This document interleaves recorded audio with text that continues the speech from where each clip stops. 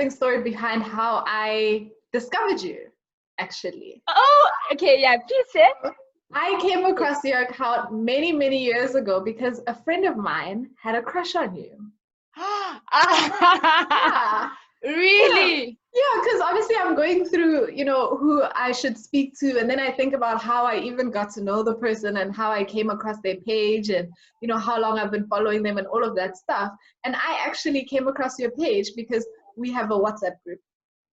Wow, this WhatsApp group has been going for many years, but I know these people from back in high school days that are in this WhatsApp group. Yeah. And one mate was just like, yo guys, there's this chick that I like, but it's kind of swag because, she has a man, So it was like, okay, who is she? Obviously, we're all wondering. So, then we went and then checked you out. Oh my gosh. Oh, she's cute. But you never know, I guess all we can do, if you're meant to be, you're meant to be. We'll see.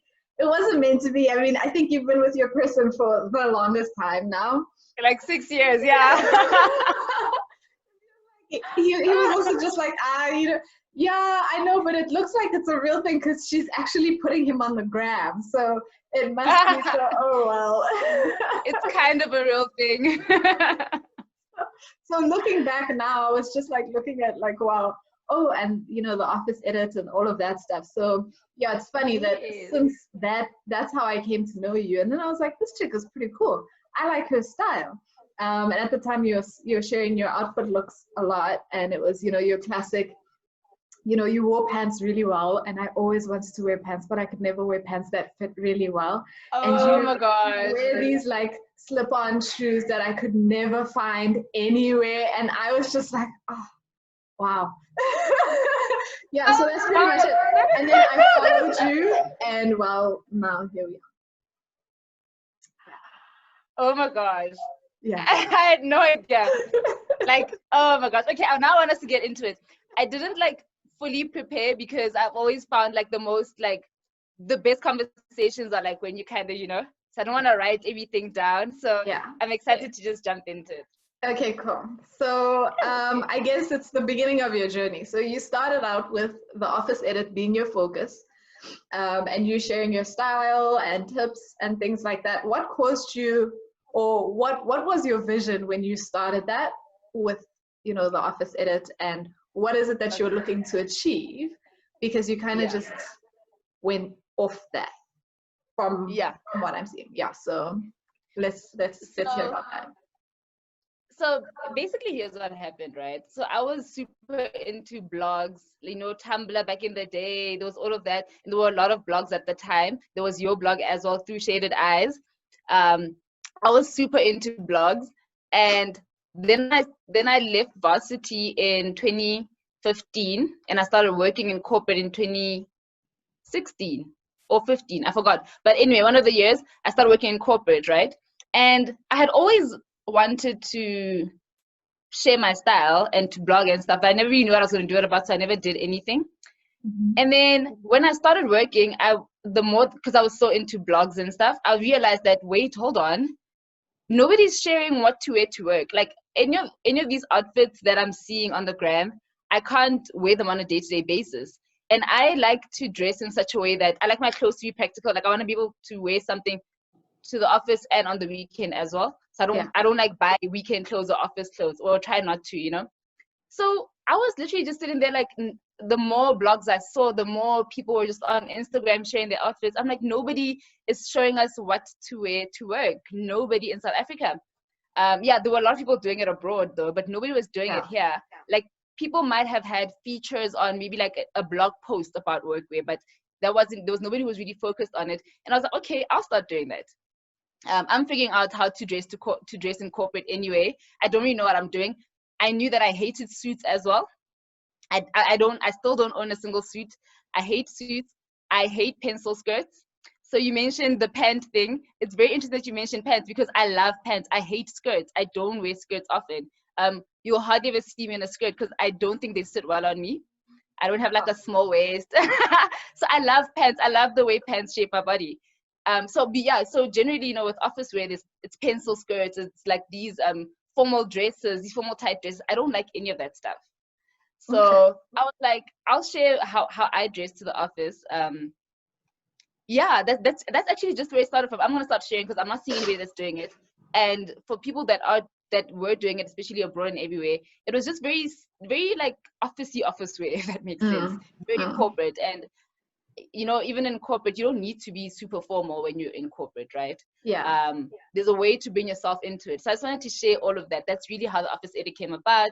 And it was great. I really enjoyed doing the office edit. I miss those days, actually. I really miss those days. Yeah. Okay. So then what caused you to start SheBrigade?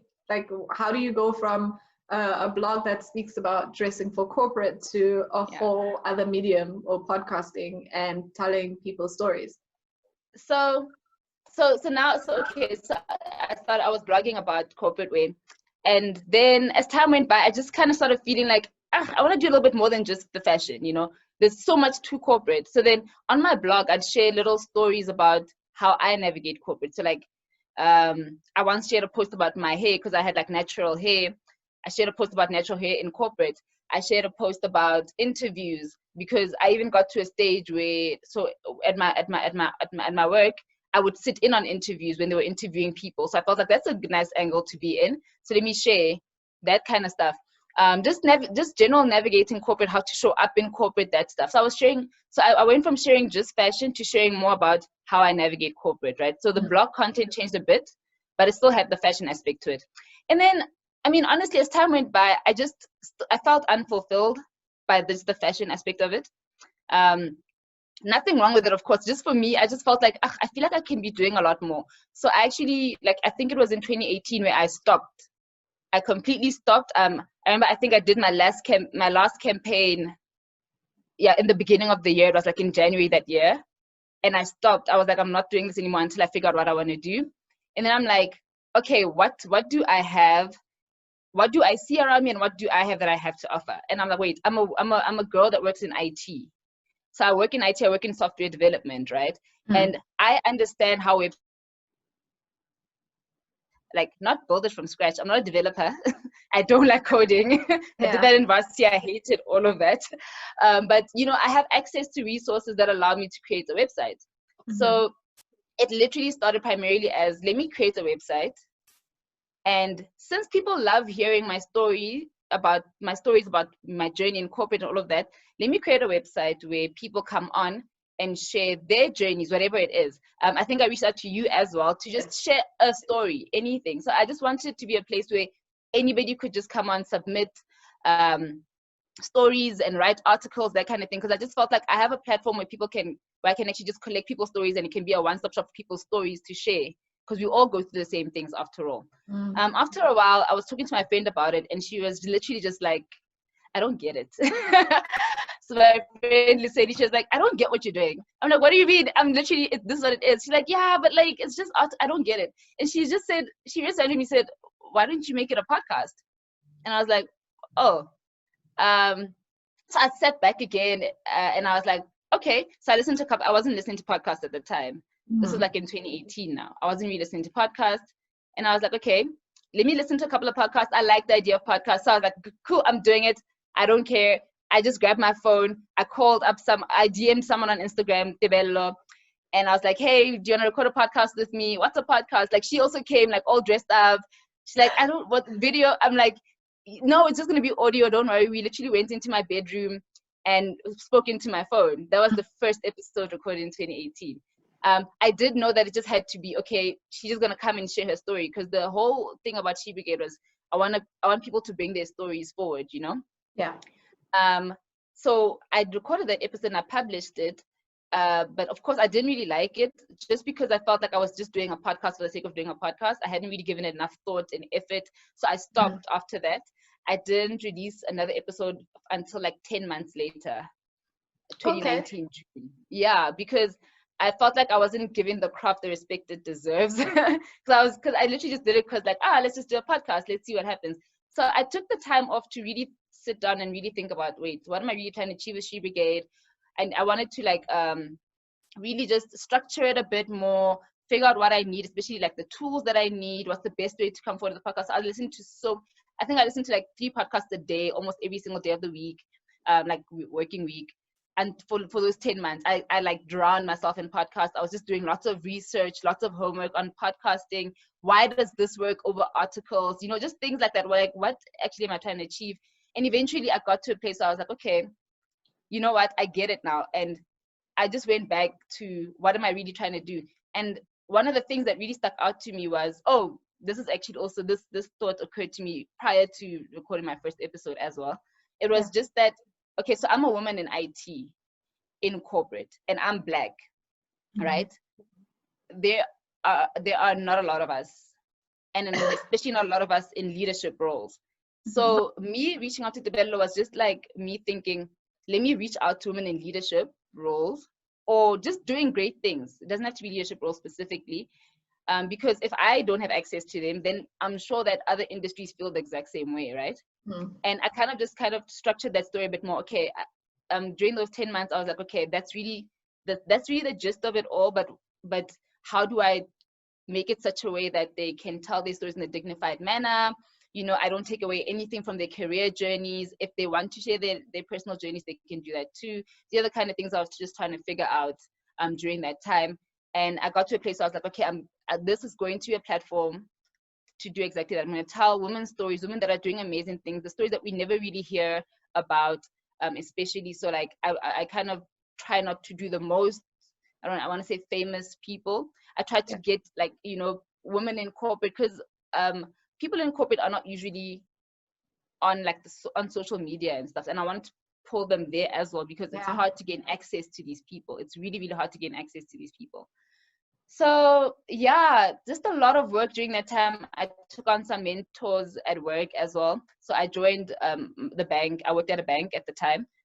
I joined the bank on a graduate program, and then the alumni of the graduate program kind of took on mentors, and I just listened to them as well, and they said the exact same thing. So I had like 2 Black girls that were developers. They all said the same thing, and just unprovoked that, yeah, but what's the end goal? Because I don't see any Black women out there. I just don't see them. So they didn't really know where to go.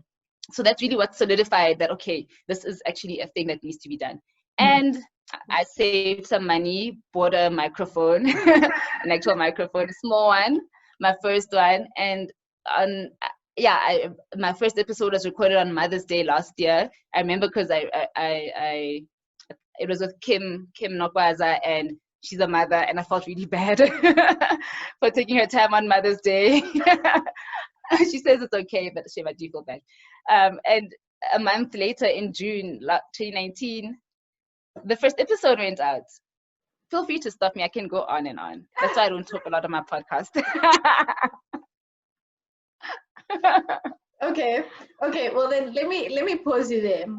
I have just been enjoying listening to this process, because a lot of it I didn't know about. Obviously, you just see a person putting out content consistently, and you imagine that a person, okay, start something, they're not really clear, but they have an idea of what they're looking to do. But just the fact that you started, and then you took the time out to stop and go and like do the research into it. Obviously, this whole thing that I'm doing with these videos and these interviews this month is, I mean, not just because it's Women's Month and I'm just chatting to women in J, but it's also just about taking a more meaningful approach to social media. And the fact that you took the time out to go and make sure that your approach isn't just another podcast talking to people and featuring the same people that appear on a bunch of other podcasts, but actually digging into the detail of who am I going to speak to? What will the vision for this platform be? What's the message I want to drive home with people? What am I trying to achieve with what I put out there, you know? So I really like that. And obviously at the time while you're going through it, you're not necessarily thinking, okay, what's the vision? Okay, tick, that's the vision. Okay, is there clarity and definition of the purpose? Okay, go, tick. And people kind of think that it's you know exactly what you're doing throughout the process, but you're kind of just figuring it out as you go along. And I guess that's what I really enjoyed in you, just going on and on and on and sharing your story and just letting it unfold, because that's, yeah, just hearing you just revisit all of that, you know, you haven't done an interview before, so it's great to get it all out there. Yeah, I don't think I've actually shared this. Yeah, I don't think I've actually shared this before. But yeah, that's exactly what it was. And I didn't even have a deadline initially. I was just like, I just decided, just stop. Don't do something just for the sake of doing it. Be intentional about it. So I really took the time off to be intentional. I didn't know if I was gonna come back even. I didn't know when I was gonna come back with the official podcast. I didn't know any of that.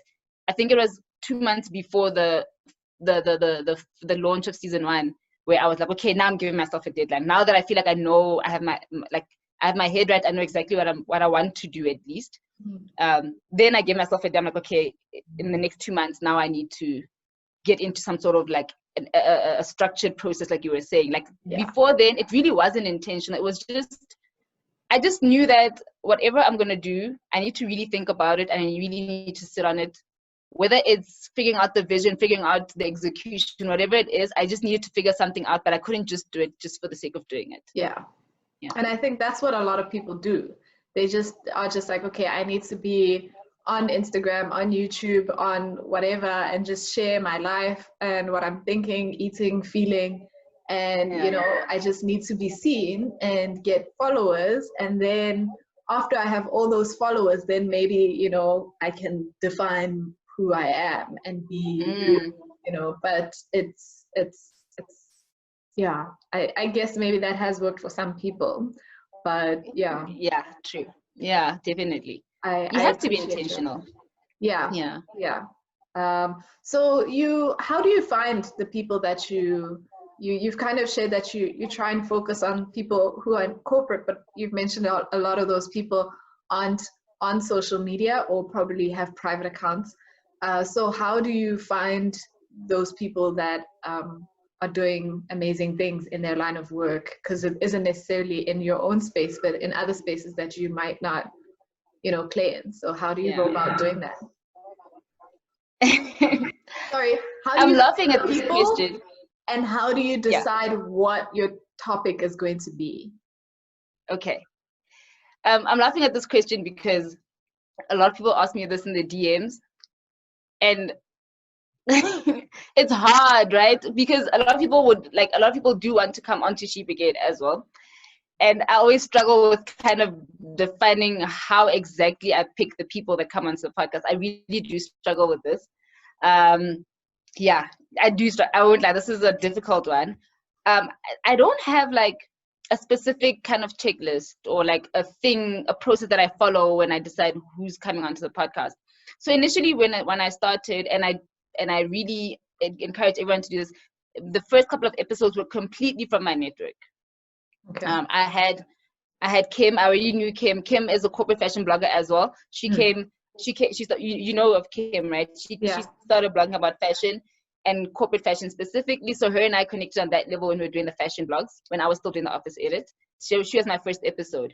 And then I had friends as well. So I had Noxie, I had Tato. I had a couple people that were actually my friends, just my network. I had Zimasa. Zimasa is also just someone that I met, because Zimasa was not corporate fashion, but she was a corporate blogger. So she blogged about navigating the corporate world. And again, I connected with her during my time with the office edit. So the first couple of episodes were completely from my network. And I just wanted to I just felt like I know a couple of great people. Let me just start there, right? So that's kind of how I started initially. And then from then on, I realized that, okay, I have a couple of people from a couple of different industries. And then I kind of started making a list, but a list in terms of industries and just where people work. So I wanted people in law, I wanted people in finance, I wanted people in wellness. I wanted different industries. And that's something that I've always known that I want. So that's definitely one thing that I use even now to decide who's next. I don't want I think I already have 3 or 4 people in law. I probably won't have someone in law coming up anytime soon. You know what I mean? I don't want the same person all the time. So that's definitely one thing that I do. The other thing is I'm a very emotional and touchy-feely person. And I really genuinely just let my heart guide me. And it's not to say that people that, like, if people do approach me and they don't come into the podcast, it's not to say that I don't want them on the podcast, I don't feel like they should be on the podcast. It's nothing like that. It's just I like to have real, authentic conversations as well. So it's important that if I'm going to have someone on the podcast, it's someone that maybe has really inspired me or I have a relationship with. It really makes for way more authentic conversations, right? So I try my best not to just have any random person on the podcast that I don't necessarily know. If I don't know them, I do my research, and sometimes that connection comes from the research, right? There are some people that there's actually majority of the people I didn't know before the podcast. So sometimes I do my research and then I kind of connect with that person. So I will be honest, the process is definitely all over the place right now. I don't have a specific process, but what it is somebody who's just doing meaningful work in the space that they are and impacting the people around them as well. So even if maybe they're not impacting me, but I just feel like, wow, that girl is just like, everybody is just looking up to her. She looks amazing. She's doing amazing things. That's kind of how I kind of decide who comes into podcast. But of course, the only things that I use as measures is which industry are they in? Am I exploring different industries? Am I exploring different roles as well, and different ages as well, different backgrounds? I think of backgrounds, ages, roles, and industries a lot to diversify on that. So you'll notice that I have a lot of really young people as well that have come into the podcast. I have like 18-year-olds, but I also have people that are, majority will be like between the ages of maybe 24 to 35. And then once in a while, I have someone a little bit older than that. I kind of diversify the age range as well, just because of experience. The conversations are very different with someone who's had 4 years working experience versus 10, right? So I want to diversify that as well. And yeah, so industry roles, background as well. If I have some insight into where a person comes from, and the story that they have behind them, I will definitely, like, if I know that they have a very compelling story to tell. Listen, everybody has a story to tell. I question my story sometimes, but I realize that everybody has a story to tell. But it's just things like that. I try to find diversity in the different types of backgrounds. So that's really my messy process that I use to pick the guests that come onto the podcast. It's becoming a lot more refined with the next season. I actually have a list and I have like all those steps that I'm using, because it's hard for me to kind of scale when it's just all in my head. So I'm documenting all of these processes a lot more so that I can, because I have help now and I need to help her get onto my page and help me research these people and stuff. So I'm refining it more as I go along. Secondly, how I approach them is, and listen, all of my guests will say this as well, just shoot your shot. Majority of my guests have come from the DMs. Majority, if not all. I actually don't know who hasn't come from the DMs. They've all come from the DMs. Yeah. And and it's your approach is very important. And listen, for every guest that I have on the show that I got from the DMs, trust me, there's at least 10 others that have either not replied or just not been interested. So I think a lot of the time I've gotten this a lot from the audience as well, to say, how do you just know these people? I'm like, I really don't. I just shoot my shot. I just look at people. I've probably approached, I would easily 100 people to date, but I only have like 40 episodes. You know, it's just the process. It's just how it works. Sometimes you're not always aligned with people's brands. You're not like it's, and that's okay, right? So I really do shoot my shot. But I will say that I listen to all of the podcasts on pitching, all of that. So I really, really try to make sure that how I pitch them in the DMs, because like we exist on social media and we know how annoying, honestly, it can be sometimes when people go into your DMs. It really can be like some people are like, they feel entitled to you sometimes. Other people are just rude. So it's very important for me to be very cautious of how I approach people in the DMs as well. So that's been a very big thing. The other, and of course referrals. Some people have gotten via referrals. So like, I just ask someone, hey, you know this person, can you please connect me? That kind of thing. Okay, cool. So what if I were to say, with all that you've learned and what SheBrigade has become, that's been your main focus. There's no more office edits, né?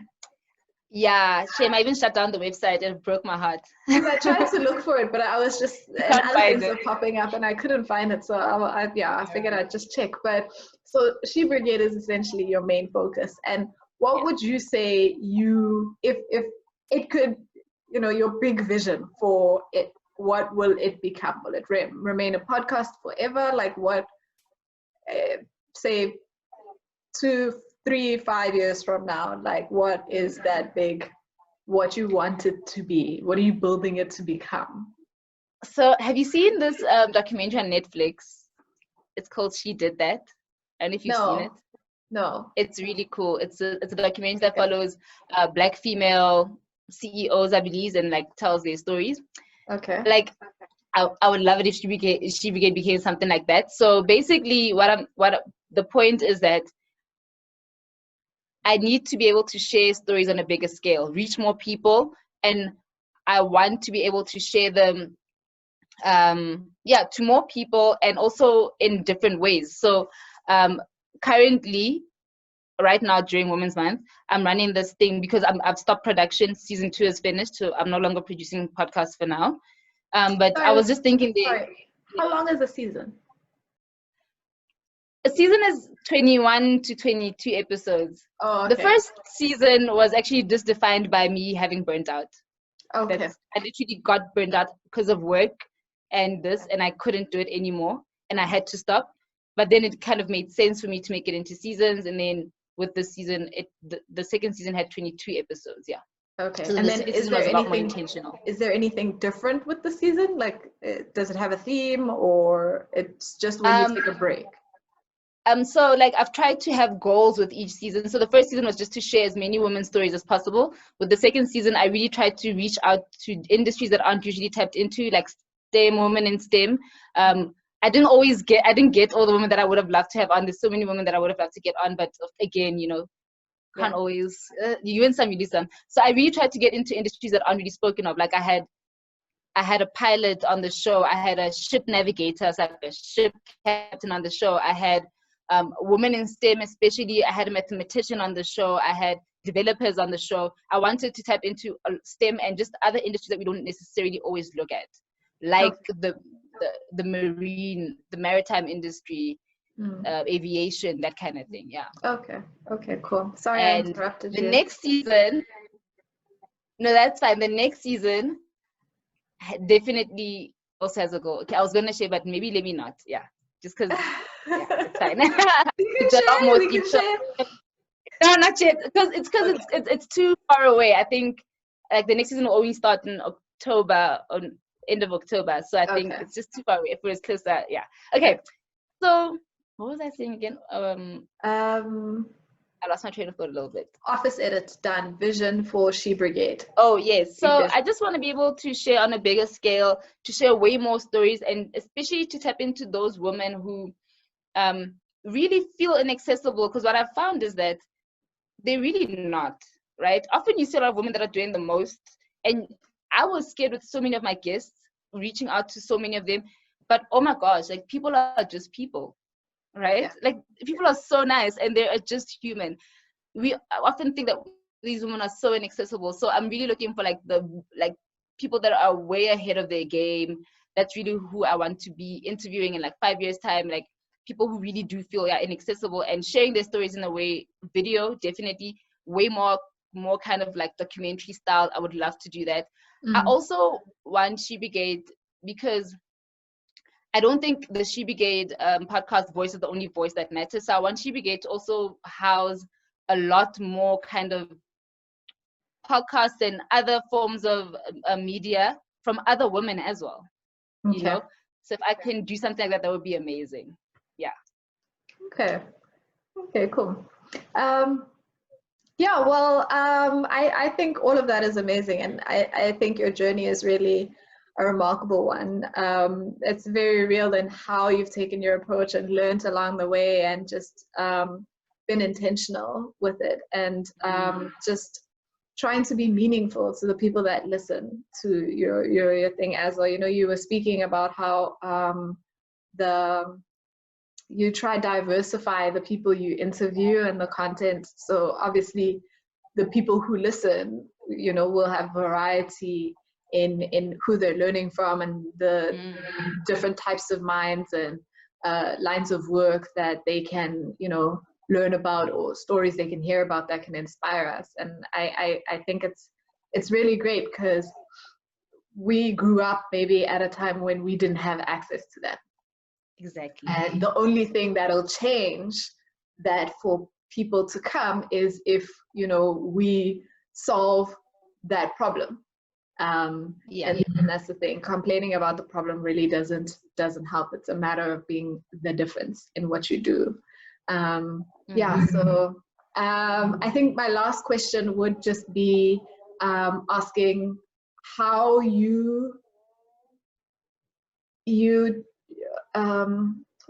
how you relay that, or your approach to social media. So obviously you have your podcast and people listen, and they listen mainly through other apps, or Anchor and Spotify and Apple Music and stuff. But how do you choose what you share? Obviously you have the highlights, clips of the conversation, but you also share quotes and all of that stuff. How do you choose, and those also quote the words, but how do you choose what to share? I see recently you started introducing Gabe behind her scenes.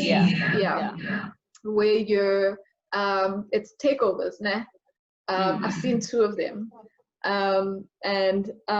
So how do you choose what you share with, like, on social media? What is your approach there?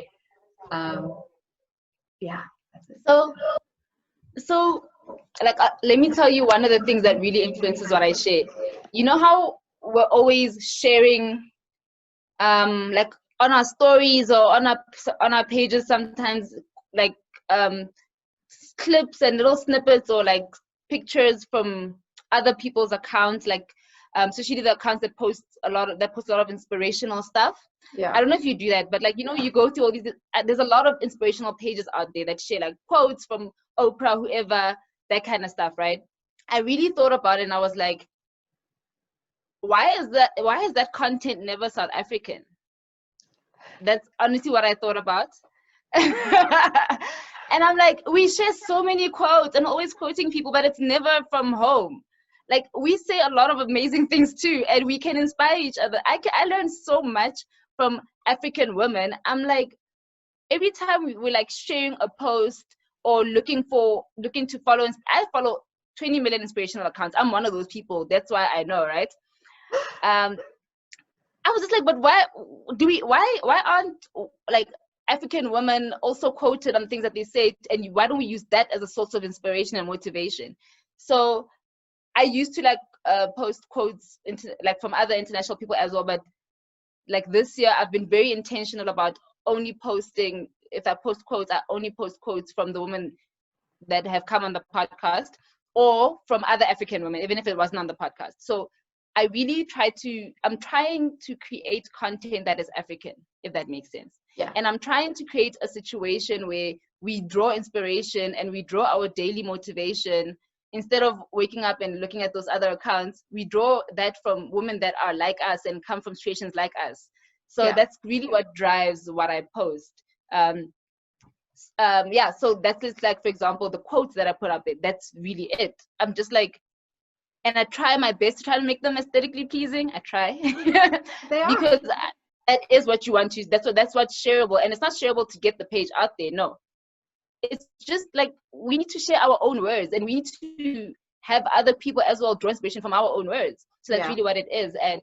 And like social media, we use it so much. Like, we need to be consuming better content, right?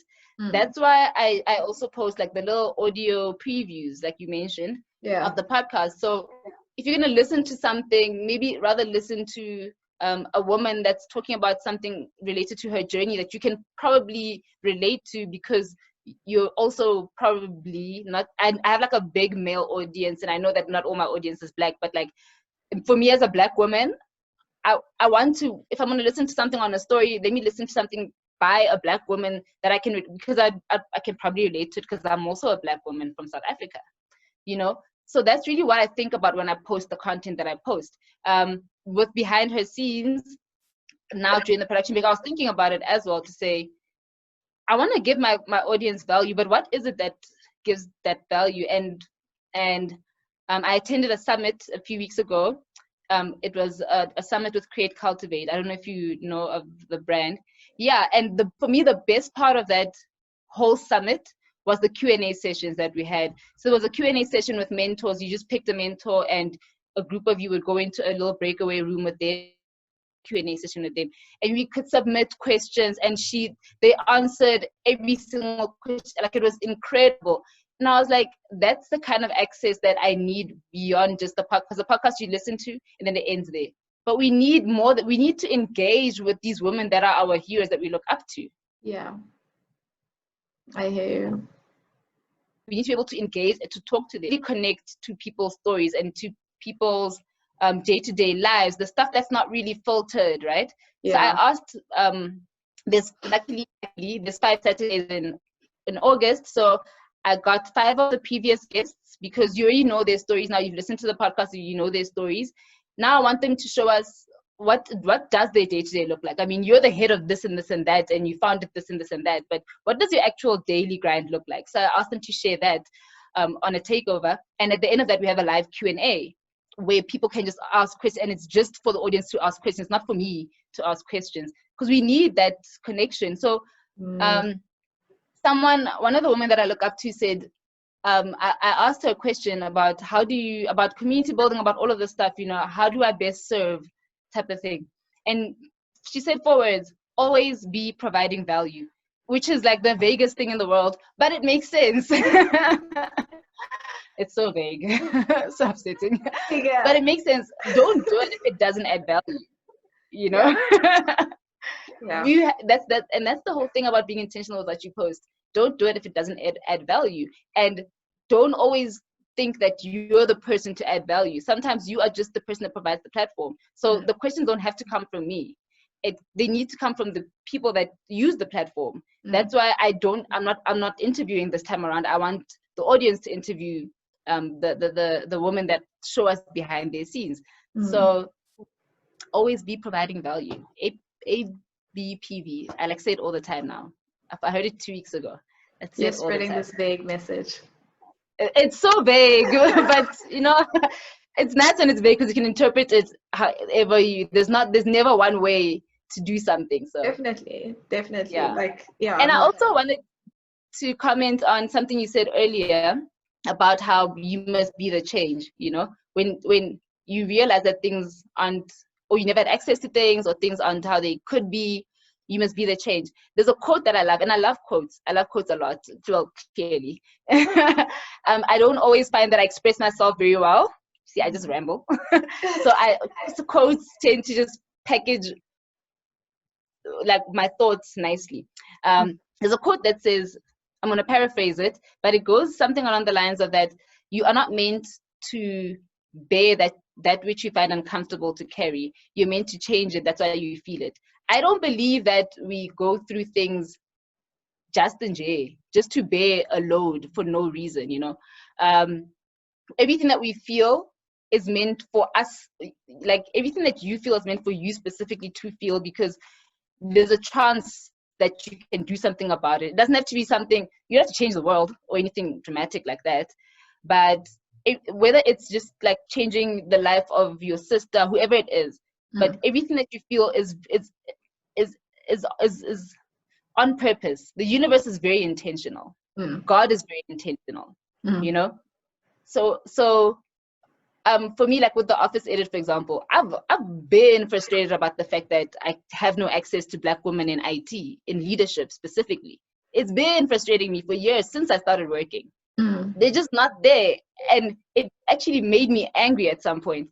And there's a reason why I felt that, because I feel like those are the things, if you connect the dots, those are the things that led to SheBrigade, right? Yeah. So you have to be the change. Yeah, it's just, I just wanted to share that quote because that's something I think about literally every day. Whenever something bothers me and it just keeps bothering me, you have to do something about it. There's a reason why it bothers you. Yeah. And that is so true, because we're supposed to be the solution. It's like you were talking about the quotes thing that really bothered you.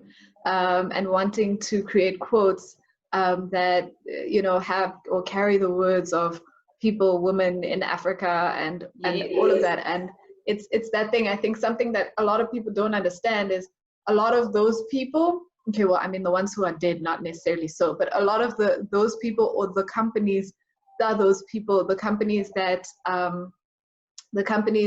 publish those books or support those brands. Say if the authors are dead or if the speakers, those people or people that look up to them, those people started creating those quotes. Yes. So to get it out. Yeah, to get themselves out there, to get the books out there. And it's not something that just happened. Just like, I've seen how there was a thing a while back, people were on Twitter complaining about when they type into Google and search engines and you type in, I forgot what the phrase is, but it had something to do with a mom and Google search engines and all of that stuff. And a lot of the results were white. People of, and not people of color. And those things are driven by keywords and the pictures that we share and us tagging them correctly. And labeling them correctly so that those search engines can pick them up when people type into Google. And those are things that we need to learn and actively work at changing. And it's been great because I think especially in the last while, you're seeing that there are a lot more, in the last couple of years, there's been a whole lot of stock photography sites that focus on creating content of people of color and things like that. So I think in us actively seeing that and being the change, there's nobody that's going to come and solve it for us, and creating the platforms and having these conversations. It's that you need to solve. So I completely get where you're coming from, and it's a big driver for me as well personally, in what I do and how I try to connect with people. So thank you for all of that. You are awesome. Your story has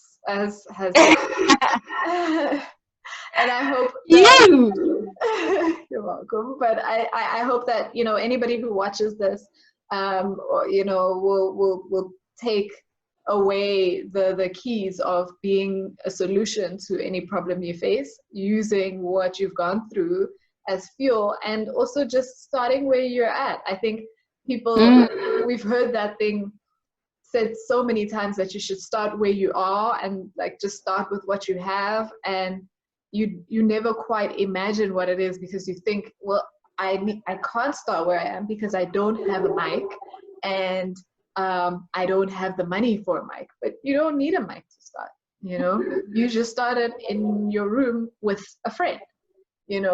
So thank you for that. Thank you. I've enjoyed this so much. I told you I was super nervous, worried, because I talk a lot sometimes. So it was great. You made me feel so comfortable. Thank you so much. I really enjoyed it. I'm glad. Okay, well, that's all. I hope you enjoy the rest of your Women's Day. Happy Women's Day, by the way. Happy Women's Day. Happy Women's Day. Happy Women's Day. This has been amazing.